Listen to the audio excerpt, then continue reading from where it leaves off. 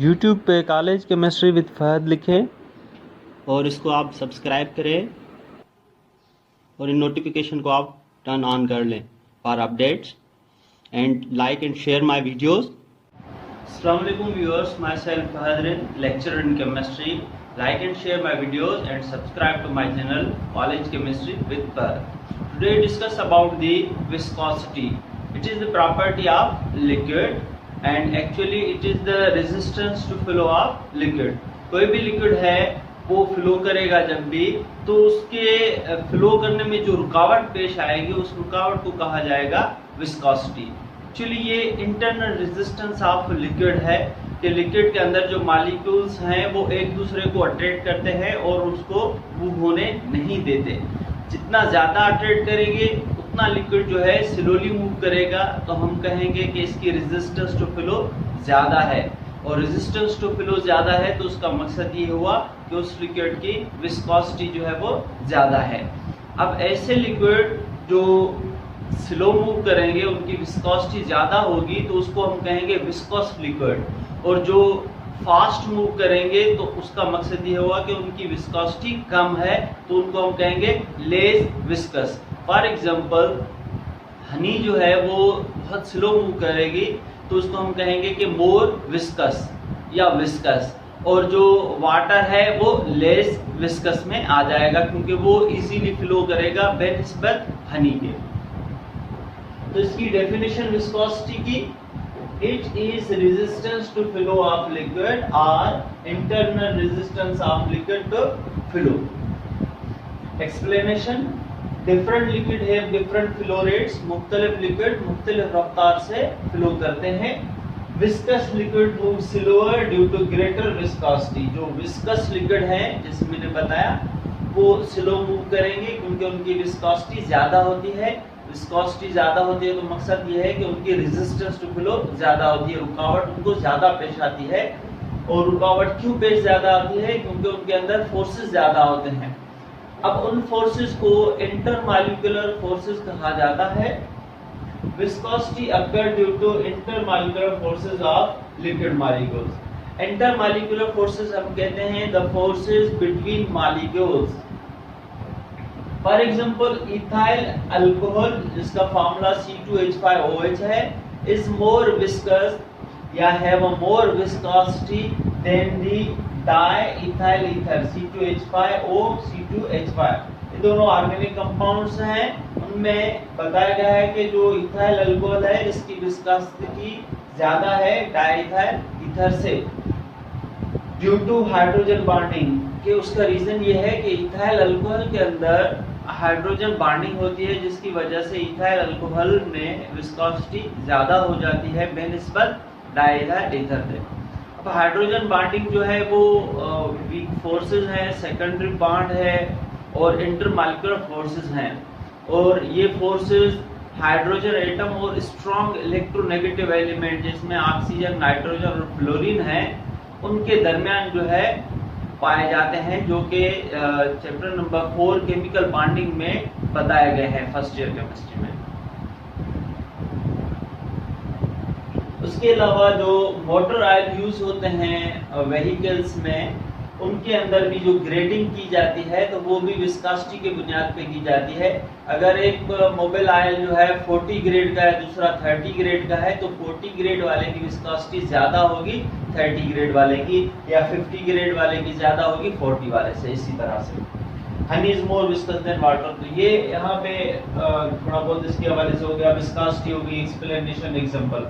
अब डायग्रामेटिकली हम इसको किस तरह से एक्सप्लेन करेंगे कि जैसे मैंने बताया कि इंटरमॉलिक्यूलर फोर्सेस हैं, ये मॉलिक्यूल्स जो है एक दूसरे को अट्रैक्ट करते हैं। जब एक दूसरे को ज्यादा अट्रैक्ट करते हैं तो वो एक दूसरे को मूव होने नहीं देते, तो मूव नहीं होता लिक्विड ज्यादा तो हम कहते हैं कि उसकी रेजिस्टेंस ज्यादा है और उसकी विस्कोसिटी भी ज्यादा है। तो इस डायग्राम में आप देखें कि बहुत सारे मॉलिक्यूल्स हैं। एक जो सेंट्रल जो विद इन बल्क के अंदर जो मॉलिक्यूल है, बल्क हम कहते हैं लार्ज क्वांटिटी को। तो ये जो मॉलिक्यूल है ये अट्रैक्ट कर रहा है इन सब एटम्स को, जो भी इसके साइड्स में एटम्स आ रहे हैं इन सबको अट्रैक्ट कर रहा है। मजीद ये एटम्स इन साइड वाले एटम्स को अट्रैक्ट करेंगे। तो जिसके रिजल्ट में क्या होगा, जब ये लिक्विड फ्लो होगा तो ये मॉलिक्यूल्स उसको अपनी तरफ खींचेंगे, उसको फ्लो होने नहीं देंगे इतनी आसानी से। तो हम कहेंगे कि इसकी विस्कोसिटी ज्यादा है। अगर इनके दरमियान फोर्सेस कम होंगे तो क्या होगा कि एक्चुअली ये एटम जो है वो इनको इतना तेजी से ज्यादा कुव्वत से अपनी तरफ नहीं खींच पाएंगे, जिसके रिजल्ट से वो लिक्विड इजीली फ्लो हो जाएगा। तो डिपेंड करता है पूरा इंटरमॉलिक्यूलर फोर्सेस पे कि ये जो इसके अंदर मॉलिक्यूल्स हैं ये एक दूसरे को इतनी ज्यादा फोर्स से अट्रैक्ट कर रहे हैं। जितना ज्यादा मजबूती से पकड़े रखेंगे उतना जो है वो लिक्विड इजीली फ्लो नहीं कर पाएगा, वो आपस में ही क्लोज रहेंगे। Intermolecular forces in bulk molecules cause of viscosity, जो इनके अंदर इंटरमॉलिक्यूलर फोर्सेस हैं, जो डायग्रामेटिकली मैंने एक डार्क एटम बना लिया है, डार्क पार्ट बना लिया एटम का, तो वो एटम जो है इन सबको अपनी तरफ खींच रहा है। ऐसा नहीं कि ये बाकी एटम्स फोर्सेस नहीं लगा रहे, वो भी फोर्सेस लगा रहे हैं, मगर जो एक्चुअली विस्कोसिटी के हवाले से हम डिस्कस कर रहे हैं, तो ये जो मॉलिक्यूल्स अंदर हैं इसके, ये एक दूसरे को जो अट्रैक्ट कर रहे हैं, तो वो फोर्सेस जो है कॉज ऑफ विस्कोसिटी है। Now the units of viscosity, units of viscosity में आप देख लें पॉइज है जो बराबर होता है ग्राम पर सेंटीमीटर, और न्यूटन सेकंड पर मीटर स्क्वायर, जिसको आप न्यूटन सेकंड मीटर के ऊपर पावर -2 लगा दें, या उसको आप इस तरह से भी लिख सकते हैं न्यूटन सेकंड पर मीटर स्क्वायर, या मजीद आप इसको ऐसे भी लिख सकते हैं न्यूटन सेकंड पर मीटर स्क्वायर, जो भी रिप्रेजेंटेशन हो सेम ही है।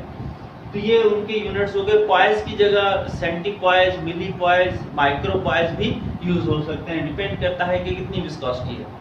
Now the effect of temperature, जब हम किसी भी लिक्विड को गर्म करेंगे तो उसकी जो विस्कोसिटी है वो कम हो जाएगी। फॉर एग्जांपल सिंपल आप देख लें कि हनी है, एक हनी आप कोल्ड फॉर्म में रखें, दूसरी को आप गर्म करें, तो जब उनको आप दोनों को फ्लो कराएंगे, जो गर्म होगी हनी वो इजीली फ्लो कर जाएगी बेनिस्बत कोल्ड वन के। तो इससे ये जाहिर हो रहा है कि जो कोल्ड वन है उनके अंदर रेजिस्टेंस बढ़ रही है और जो है वो इजीली फ्लो नहीं कर रहा है, और जो गर्म है जिसका टेम्परेचर हमने बढ़ाया तो वो इजीली फ्लो कर रहा है। तो एक्चुअली विस्कोसिटी जो हो गई वो टेम्परेचर से इनवर्सली प्रोपोर्शनल हो गई, उल्टी निस्बत में हो गई, कि अगर हम टेम्परेचर बढ़ाएंगे तो विस्कोसिटी कम हो जाएगी और टेम्परेचर कम करेंगे तो विस्कोसिटी बढ़ जाएगी। अब ये तो हो गया कि इनका आपस में रिलेशन क्या है। अब कॉन्सेप्चुअली कि क्यों विस्कोसिटी जो है कम हो रही है या बढ़ रही है। जब भी हम किसी लिक्विड को गर्म करते हैं तो नॉर्मल फिनोमेना है कि वो लिक्विड जो है एक्सपेंड होता है, उसका वॉल्यूम बढ़ता है। जब मॉलिक्यूल्स को हम हीट करेंगे, लिक्विड मॉलिक्यूल्स को, उनका वॉल्यूम बढ़ेगा तो उसके रिजल्ट में क्या होगा कि वो मॉलिक्यूल्स जो है एक दूसरे से थोड़ा दूर जाएंगे और उनके अंदर जो फोर्सेस हैं, इंटरमॉलिक्यूलर फोर्सेस, वो भी कम होते जाएंगे। फॉर एग्जांपल आप यहाँ पे देख लेंगे मॉलिक्यूल्स क्लोज है, हम इसको टेम्परेचर देंगे तो ये इनके अंदर जो गैप है एटम्स के दरमियान या मॉलिक्यूल्स के दरमियान, वो गैप बढ़ जाएगा। जैसे ही वो गैप थोड़ा बढ़ेगा तो इनके अंदर जो फोर्सेस हैं, इंटरमॉलिक्यूलर फोर्सेस, वो भी कमजोर हो जाएंगे थोड़े। तो जितना ज्यादा टेम्परेचर देते जाएंगे उसका जो गैप है मॉलिक्यूल्स के दरमियान वो भी बढ़ता जाएगा, जिसके रिजल्ट में क्या होगा कि उनके जो खींचने की सलाहियत है, इंटरमॉलिक्यूलर फोर्सेस जो है वो कमजोर होते जाएंगे। और जब ये इंटरमॉलिक्यूलर फोर्सेस कमजोर होंगे तो लिक्विड को वो अपनी तरफ खींच नहीं पाएंगे और लिक्विड इजीली फ्लो करेगा। तो वही मैंने वर्डिंग में यहाँ लिखा है, viscosity is inversely proportional to temperature. On increasing temperature volume of liquid increases, expansion होगी, which decrease the intermolecular forces, जिसकी वजह से मॉलिक्यूल्स के दरमियान जो फोर्सेस हैं, इंटरमॉलिक्यूलर फोर्सेस, वो कम हो जाएंगे। एंड लिक्विड मूव फास्टर, और जिसकी वजह से लिक्विड जो है आसानी से फ्लो करेगा, क्योंकि अब उनको खींचने वाले जो मॉलिक्यूल्स हैं वो वीकेंड हो गए हैं, उनको तेजी से या उतनी ज्यादा कुव्वत से नहीं खींच पा रहे। जब लिक्विड फास्टर मूव करेगा तो हम कहेंगे कि उनकी रेजिस्टेंस कम है, तभी तेजी से मूव कर रहा है, और रेजिस्टेंस कम है तो मकसद है कि विस्कोसिटी कम है। तो आपने देख लिया कि जो लिक्विड का मूव है वो विस्कोसिटी के अपोजिट में है। लिक्विड फास्टर मूव करेगा तो विस्कोसिटी कम, लिक्विड स्लोअर मूव करेगा तो विस्कोसिटी ज्यादा।